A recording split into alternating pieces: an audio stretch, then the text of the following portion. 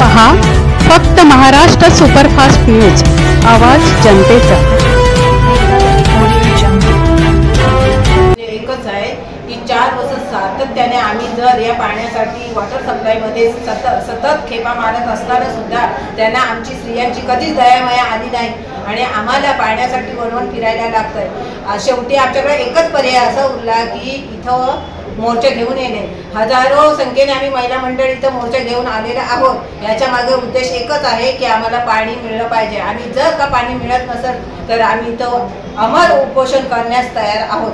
पण तोंडसुरे ग्रामस्थांच्या वतीने या ठिकाणी पाणी पुरवठा विभागात मोर्चा आणलेला आहे पाण्यासाठी, काय सांगाल नेमकी आपली समस्या? गेली सातत्याने आम्ही तोंडसुरे प्रादेशिक नल योजनेचं तोंडसुरे गावाला 3 ते 4 वर्षापासून पाणी पुरवठा सुरळीत होत नव्हता आणि आम्ही वेळोवेळी पत्रव्यवहार करून तोंडी निवेदन देऊन आमच्या पत्राची कोणती दखल न घेतल्यामुळं आम्ही तोंडसुरे कुर्मी समाज, आगरी समाज, जंगल समाज, बौद्ध समाज, मुस्लिम समाज यांच्या वतीने संघटनेच्या वतीने आम्ही हा आज जाहीर निषेध मोर्चा इथे कार्यालयावरती आणला आहे आणि आम्ही त्यांना सांगितलेलं आहे की उद्या परवापासून आम्हाला पाणीपुरवठा सुरळीत न झाल्यास आम्ही येत्या काही दिवसामध्येच आम्ही उपोषणला आम्ही आपल्या कार्यालयासमोर बसणार आहोत। तरी आपण याची गांभीर्य दखल घेऊन शासनापर्यंत हा प्रश्न मार्गी लावावा आणि आमच्या गावाला तोंडसुरे गावाला पाणी पुरवठा कसा सुरळीत होईल याच्याकडे लक्ष द्यावं।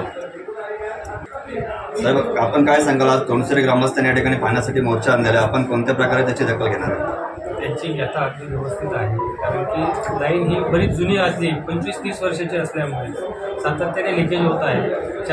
शासन पण प्रयत्न करत आहे त्याबाबत, तो काही निर्वाक सत्य आहे। 2 दिवसात आम्ही ते पाणी सध्या स्थितीत सुरळीत सुरू करतो आणि 8 ते 10, 15-20 दिवसात आम्ही ते पाईपलाईन बदलण्याचे प्रयत्न करतोय आणि पाणी कसं सुरळीत सुरू होईल हे आमच्या शासनाचे प्रयत्न सुरू आहेत।